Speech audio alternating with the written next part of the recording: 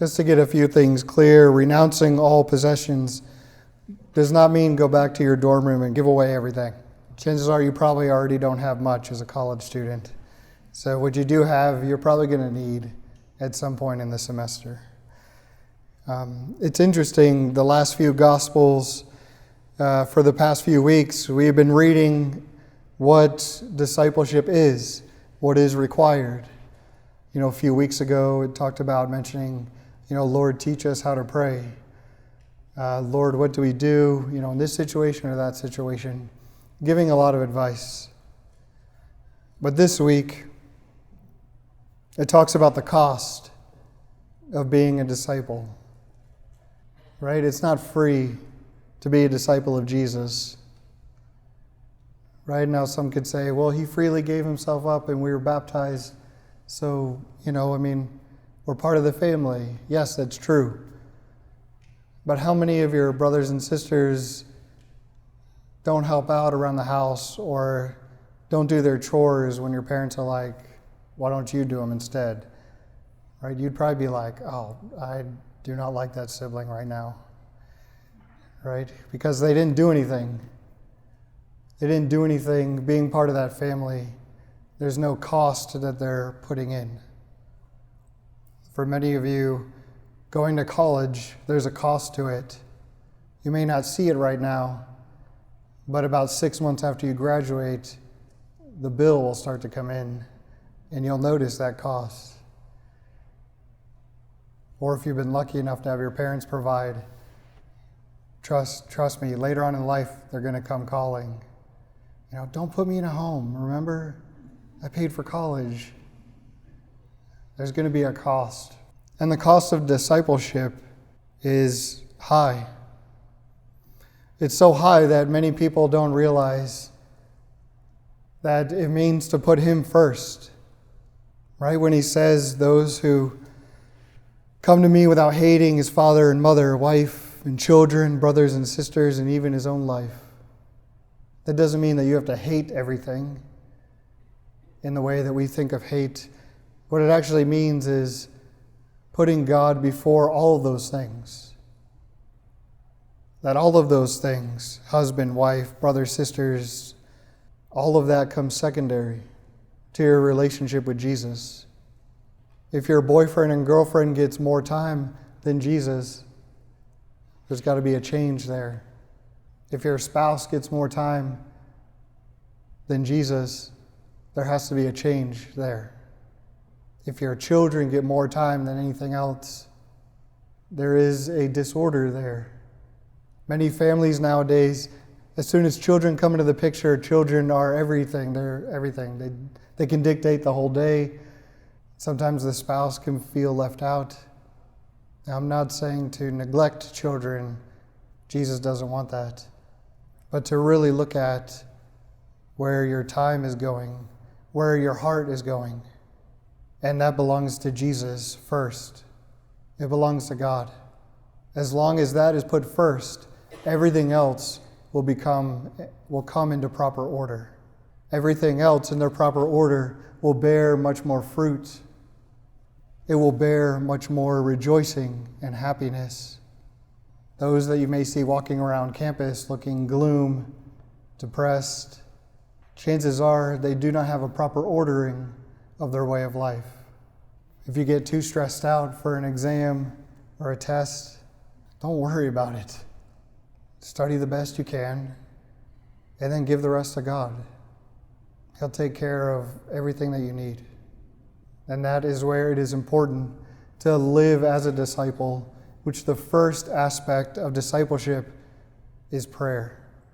Spending time with him, communicating with him, learning from him in the scriptures, in the liturgies, in your own personal conversation.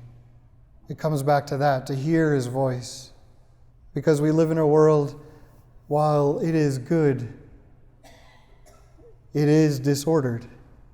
And so there's a constant need to reorder things. Unless you're willing to pick up your own cross and come after me, you cannot be my disciple.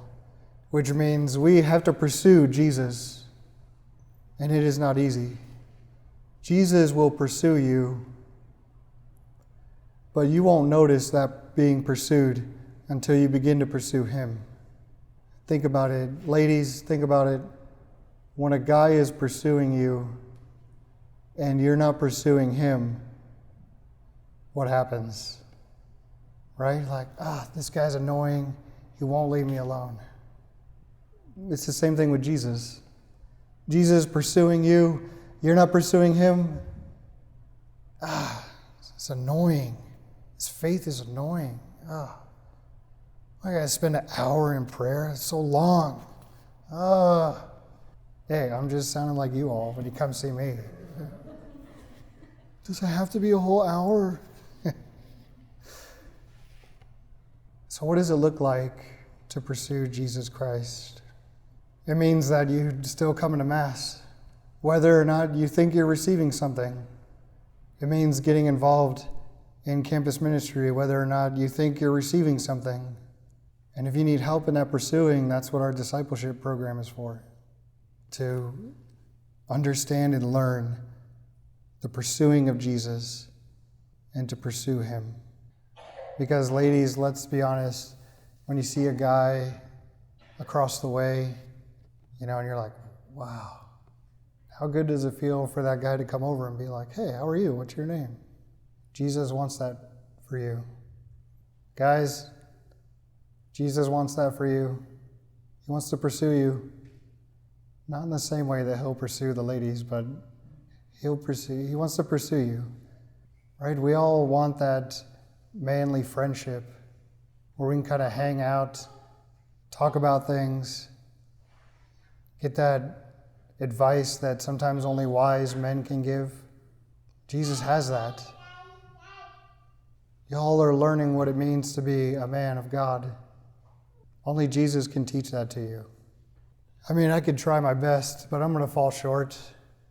So my whole purpose will be to direct you towards Jesus. This is a chance in your life to be guided in that direction, because the rest of your life will be pursuing and being pursued until you are welcomed into the heavenly banquet, where the pursuing doesn't just end, but it goes so deep that no one knows you better than he does. And in return, we get to know him in a way unlike anybody else. But it doesn't come free, because he knows if it did, we would throw it away. So it comes at a cost. And are you willing to sacrifice and pay that cost? Because the bill is going to come for you whether you pursue him or not. It's going to come and it's going to be due. But it's up to you whether or not you want to put things in place to have a reserve. And so this week, spend a few minutes thinking about how you want to pursue the Lord for the rest of your life. Now that may seem like a daunting task, but it starts with taking the first step. Everything starts with the first step forward. Because if you just stand where you are, you're not going to get anywhere. And it'll be one of the great tragedies of life to not move forward in the one that seeks you, the one that calls you, and the one that loves you, and the one that knows you. So take a risk and consider stepping forward.